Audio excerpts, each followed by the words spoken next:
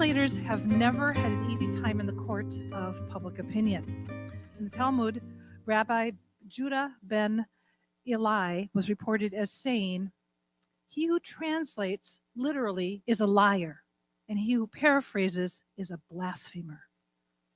An Italian proverb goes like this: traditori, traditori, translated, translators, traitors. I've come to think that such strong opinions on translation, and especially Bible translation, occur for two reasons. The first is people feel very strongly about their Bibles, which isn't a bad thing, even as they access their Bibles in translation for the most part. And second, most people know very little about the translation and revision process, the reasons for it, and the people who do that work.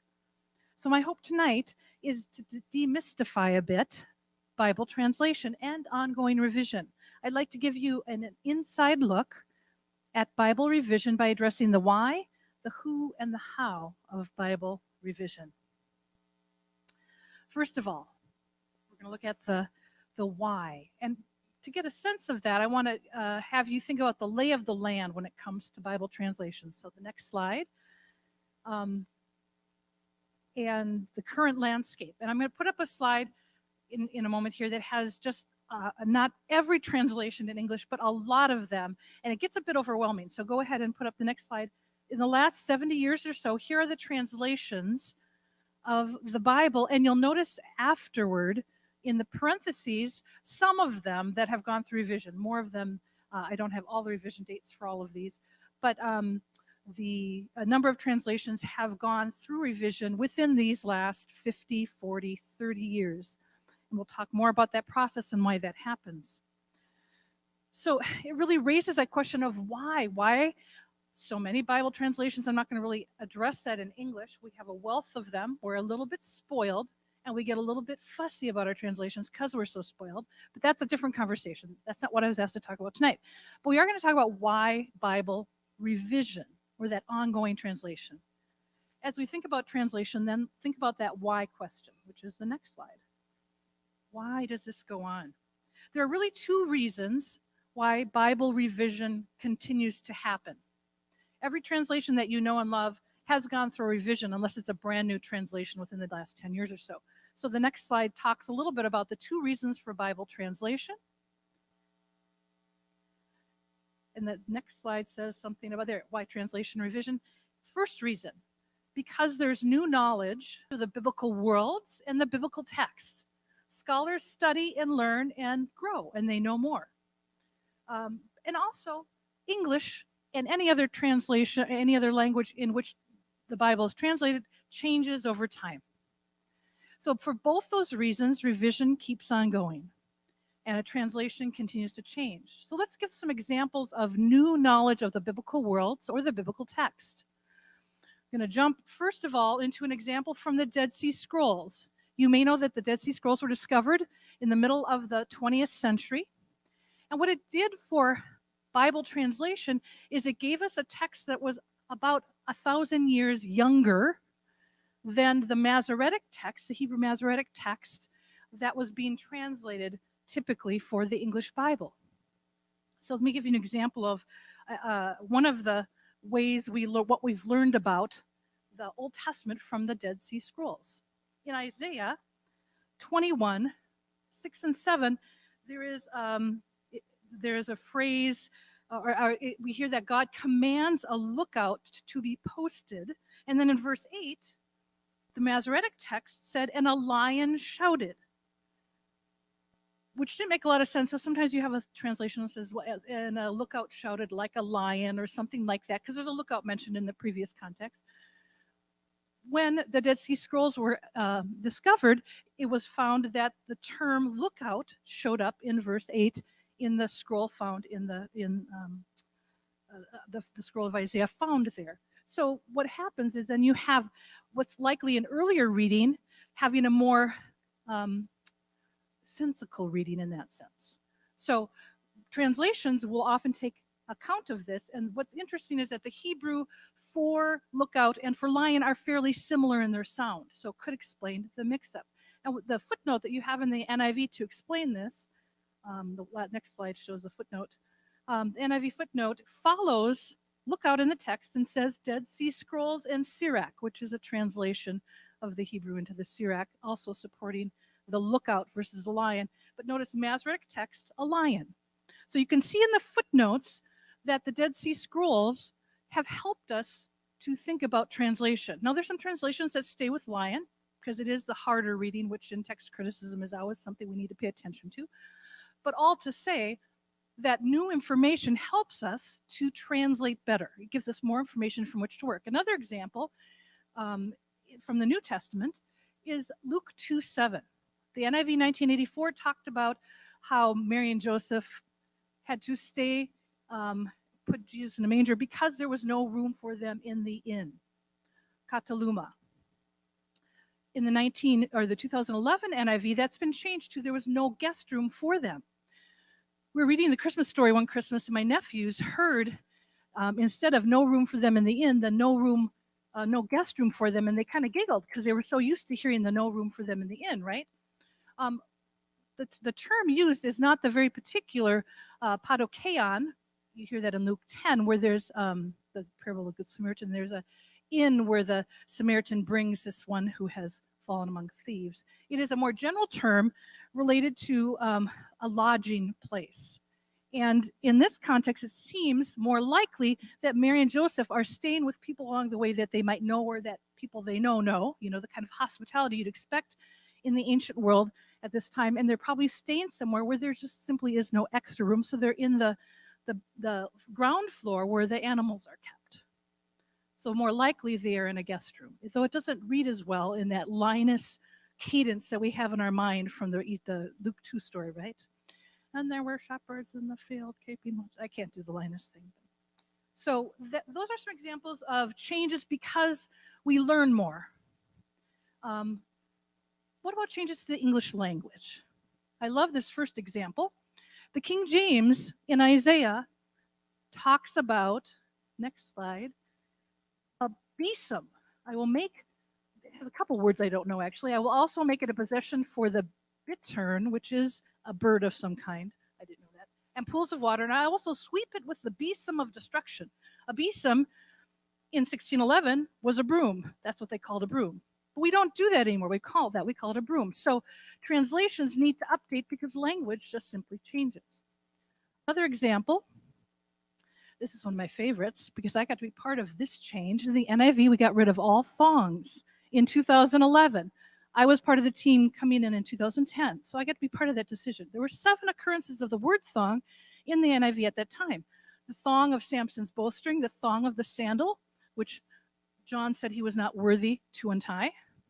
Well, you know what thong connotes, or actually denotes, gets in our minds, right? It was time to get rid of the thong. Now, I would note it was. The NASB still has Paul tied up with thongs in Acts, I think, still to this day. So translations need to work to say, now, how is that striking us in English today? Because English changes. Another example, and a big one for the NIV in 2011, was the language of people or men. Does men connote people or denote people or males? Well, in the old day, men was more generic. It functioned that way, but it stopped doing that. 80s, certainly in the 90s, maybe before that, some would argue.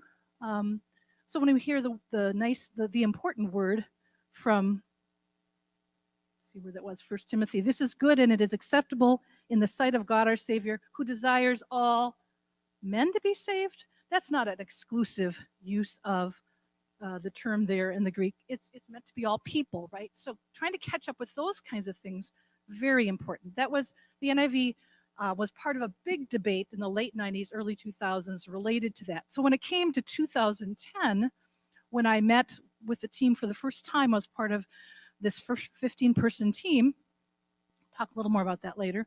And we committed to going through every part of the NIV that talked about humanity, men, women, people, humanity, mankind, kind of every she, he, they, every occurrence of all of that across the Bible, committed to going through every occurrence to really think about, is the author meaning to be here inclusive or exclusive?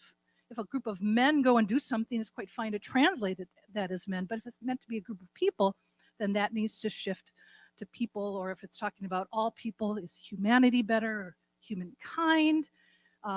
So that discussion is a really crucial one, and it's still kind of debated within different translations, whether they, some translations still will use brothers and not brothers and sisters. The NIV will use brothers and sisters throughout when Paul is talking to communities of faith, because they are mixed groups all the way through. And the final one that's still tricky to this day is whether you're going to use foreigner, stranger, alien. After ET, alien didn't work quite so well, didn't play real well.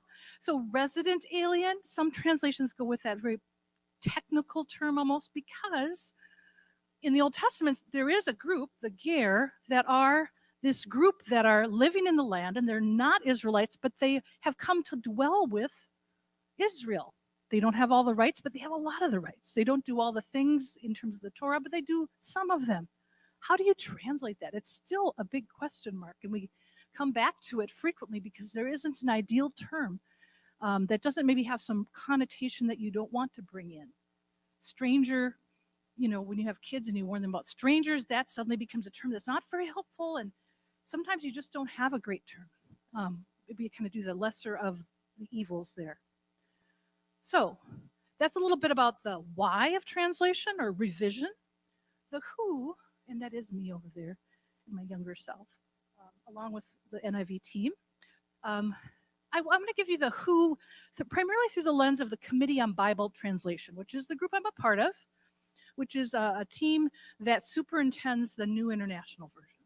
I've been a part of the team for 13 years now, but it's been going on since the inception of the NIV. So the CBT superintends the translation, all parts of it, footnotes, headings even. It is a 15-member committee, about half NT, half OT. You can tell we don't split that exactly. It's got to be 8 and 7 or something like that. And the NIV, or the CBT, this group that superintends the NIV, this is the first generation. If you can look on a website and find this, you can kind of tell it's very old print. And this is a picture of them. You can see the picture. And it's, white guys, right? I mean, these were Bible scholars in that time, for the most part.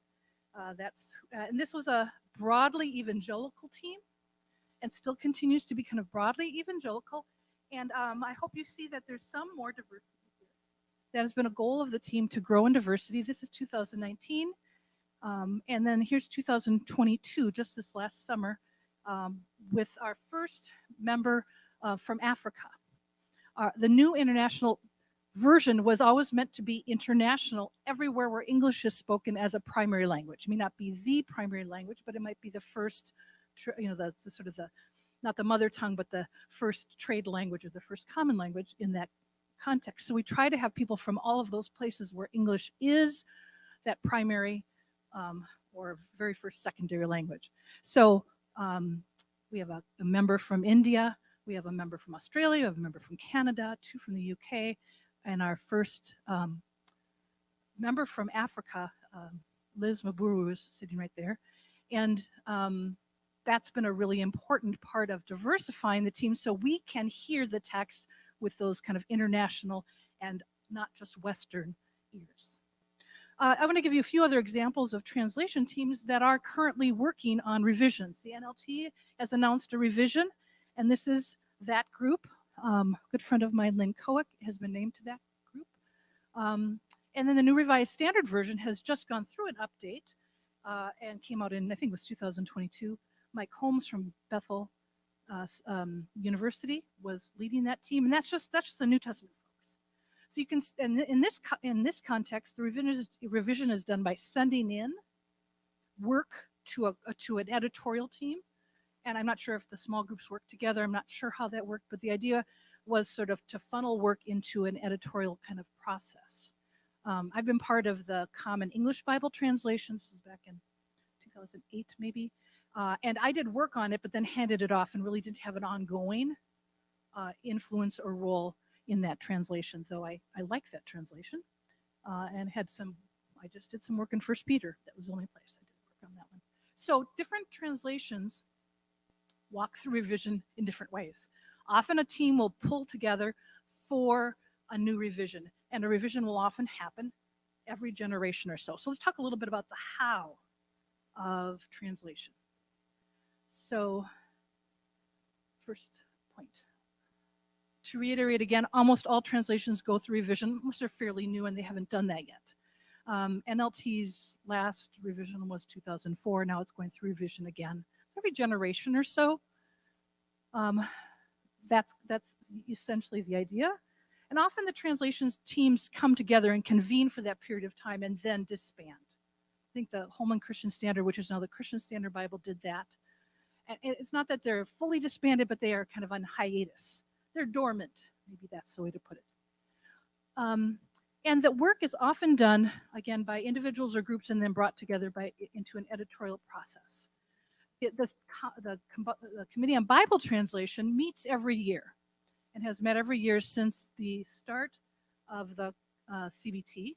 And hang on just a minute there. So translation first came out in 1978, New Testament, 1984, Full Bible. And since that time, the committee has met every year. I don't think there's a year they have not met. In 2020, we met by Zoom, and we met for like 4 hours at a time. So our Australian member didn't have to, meet from, I don't know, midnight to 8 in the morning or something like that. It was more like 2 to 6, and then he could sleep before work started or something like that. So what we do in the CBT, this is our process. Proposals come to the committee, requiring a motion and a second. They come, we'll see, from the committee, but also from people outside of the committee. And then they come months ahead of our meeting. We'll meet in end of June.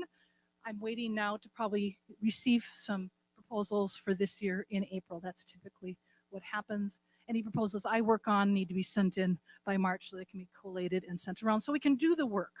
We can study, we can use our resources, we can think about how we might vote on the proposal. And we come ready to discuss. The proposals are set up so you have the Hebrew or the Greek, and then you have the NIV English, and then you have the proposal, or maybe proposal 1, proposal 2, if there's different ways that the proposer might think it could go, and then a rationale.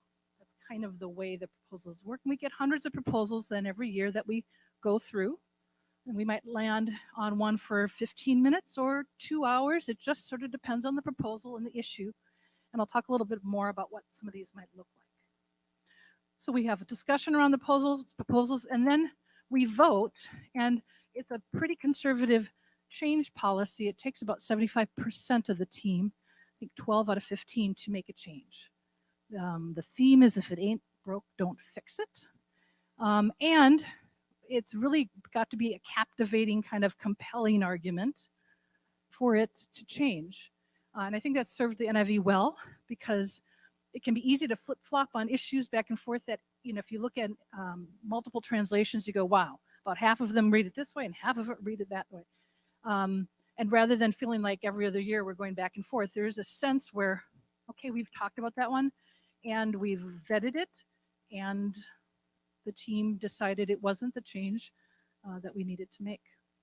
Let me just mention my first year in 2010. I mentioned that this was the year before the 2011 was issued. That was the first revision since 1984. And it was 3 weeks in Whistler, British Columbia. It was beautiful, and we worked 16 days out of those 3 weeks. So there's not a lot of vacation time going on. We had one Saturday we worked and one Saturday off. It was so nice of them, right?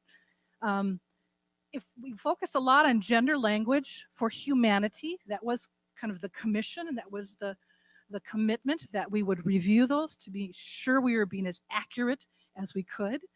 And of course, I was one of 2 women on the team at that point. I was just coming on. The first year, you kind of think, okay, I'm just going to listen a lot, offer my most insightful comments when I feel like it, and keep quiet most of the time.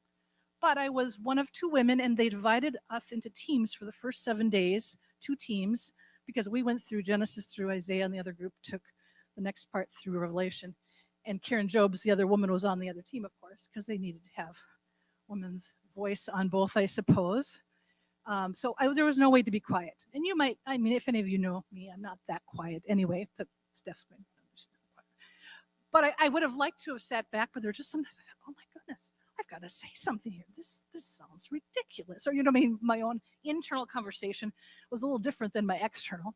But I thought at the end of it, I call it my trial by fire. I don't know if I put it up there, but at the end of your time, it's the first year is sort of like dating. So you're dating, and then at the end of the time, they vote you in or not, and you get to say yes or no to the invitation. And I was sure they're going to say no, or they're going to say, you go back home and stay there or whatever.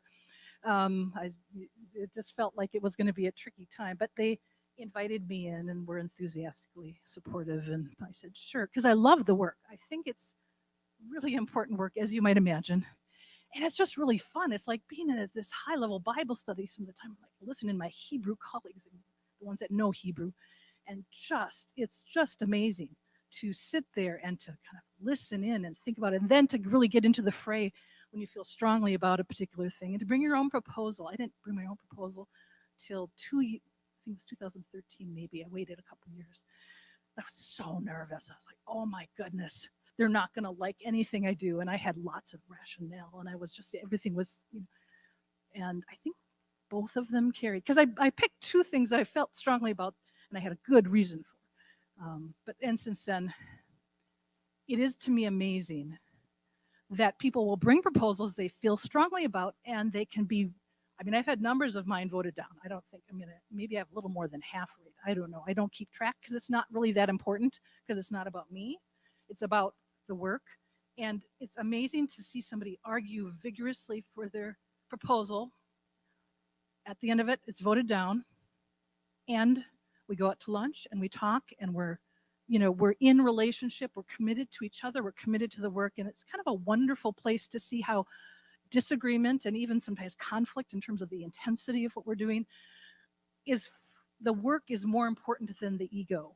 And these are some pretty smart people on this team. I'm not going to put myself in that category, but these people that have, Bruce Waltke wrote a Hebrew grammar, so he sits on that committee. He's now 90. Just amazing to listen to him still really working the Hebrew. And he's had plenty of proposals fail. And we just keep on moving on. And it's an amazing group to be a part of. So just that little piece of my own experience. And every generation or so, the NIV will come out again. So in another 10 years, something like that, there'll be another version. We don't like to do it so often that people feel like they don't know which Bible they have and somebody else has a different one. Our current work is to continue to take proposals from team members, also from people outside of the team, whether scholars, lay people. You just have to bring a proposal through one of the members and they can bring it to the team. I've had people from Bethel who are not Bible scholars bring proposals. I've had my Greek class bring a proposal, passed, really cool, Philippians, yeah. And then we're doing a canonical review. So we're reading through different parts of both Old and New Testament. We'll do both and each year. This year is the Psalms and Hebrews. We're in the Psalms and Hebrews. And we're reading through the current text as it's been revised. I get a little copy of it in the mail. It's Hebrews and Psalms 2022 version of the NIV, which is hush hush. Nobody has it, right? But we do. So because you don't want to make proposals on things that have already been changed, right? Our memory isn't that great that we remember 13 years ago or 10 years ago. So we do that work. We bring proposals related to the canonical review. And I can't really share what proposals have passed, but I can tell you one that I'm going to bring when we go through 1 Peter in another year or so. So here's a proposal I'm going to bring in 1 Peter 2:17. It's at the end of the little section at the start of the household code where believers are encouraged to submit to the governing authorities, the emperor, and those he sent, very clearly the emperor, not sort of just generic authorities. It has the feel of Rome all over this passage. And at the end of that little section, Peter has already qualified a bit Rome's power and the emperor's presumption of the emperor. There were these places called emperor cult, or the emperor, the temple at which people were required to worship the emperor and give offerings and worship. Well, Christians didn't do that, as you know, got them into trouble eventually, maybe even at this stage. And what he says at the end of this section is really important. He says, current NIV, show respect to everyone, love the family of believers, fear God, honor the emperor. It's the same word, though, in the first and the last of those four. Honor everyone, love the family of believers, fear God, honor the emperor.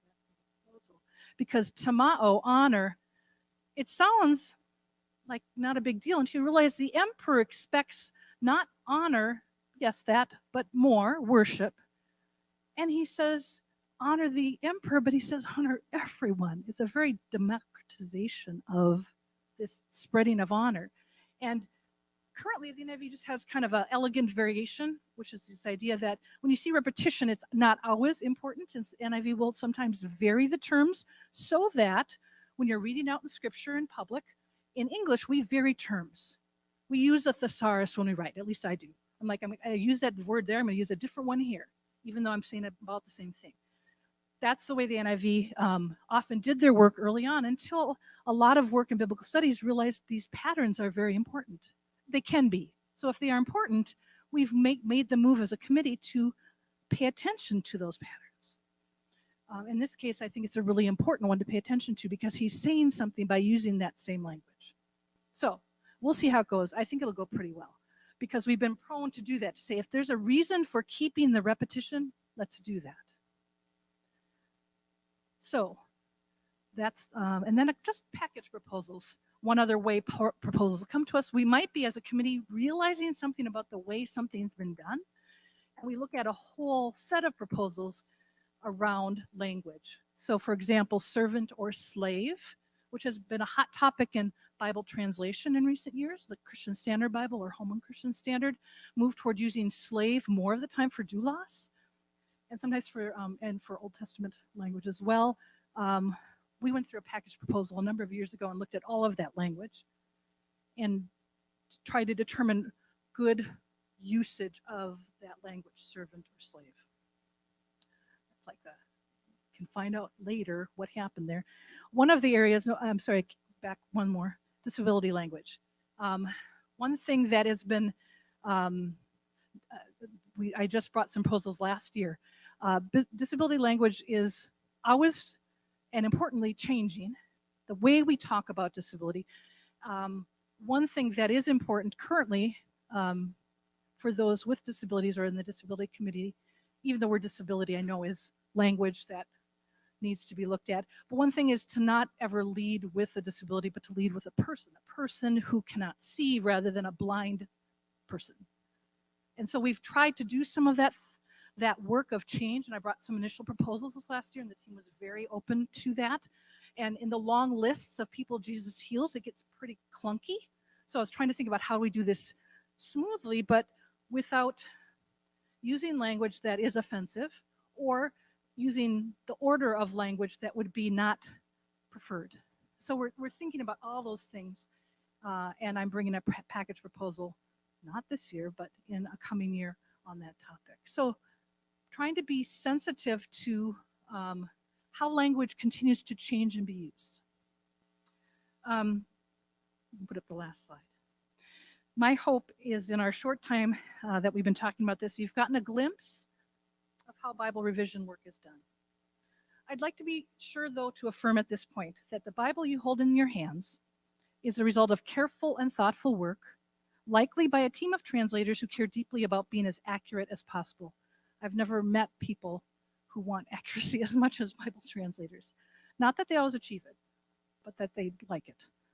And while their work is imperfect, inevitably, since it's done by imperfect and finite people, I take great comfort in the willingness of God, the God of all creation, to entrust transmission, translation, preaching, teaching, all of that work we do around Scripture. He's entrusted that into human hands.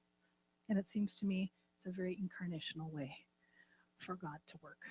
And incarnation is my favorite doctrine. So if you want to talk about that later, let me know. But it is, I am impressed that God entrusts it all to us. So thanks so much for your time, and I'm happy to answer some questions. I neglected to mention when I introduced Dr. Brown that I would be coming back up with some questions that we'd been given ahead of time for her. And you get an A+ because you've already answered some of my questions. Oh, that's fine. One question that someone was interested in is how much, with the NIV being the top-selling English translation, how much of an influence do you think your committee has with your revisions on other translations following suit or making updates to follow that? Translators look at other translations. It's pretty clear. I think one example of this is in the 1984 NIV. The word sarx in Greek in Paul, which is a semi-technical term, had been translated flesh within the King James tradition and the RSV, was rendered sinful nature. And after a few years of that, New Testament scholars, Pauline scholars particularly, came back to the team and said, ooh, don't do that. In part because sinful nature implies sort of the I'm in two parts. I have the angel on one shoulder and the devil on the other, and they're kind of duking it out. And I'll just. That's not a Pauline way of thinking of sarx. That's not what sarx is about. It's sarx. If you want to see a really good definition, look at the NIV long footnote in Romans 8. It is sort of the sphere of the work of sin and death in this temporal moment, but this temporal moment has all shifted in the Messiah. So the time of the Messiah has brought something new, and Sarx talks about that old, while the time of the Spirit is the new. So you can read a lot more about that elsewhere, but the point is that sinful nature wasn't a great translation, and lots of really good scholars came to us and said that kind of over time. And so in the 2011, it's back to flesh, which isn't ideal either, but with some footnotes that help us hear it as sort of a semi-technical term, at least in Paul. It's not everywhere in the New Testament. So that's an area where we influenced other translations. I'll tell you that when we're doing translation work, we have Bible Gateway open to various translations. So we're trying to find the right collocation. It's not quite there yet. We'll look at other places to kind of jog our thinking. New Living Translation has some really helpful ways to frame things. We kind of find ourselves drawn to that at some points. But because we have a particular translation philosophy, we've kind of in the middle range, we will look at others and then kind of come to our own way of describing it, or the words we're going to use it.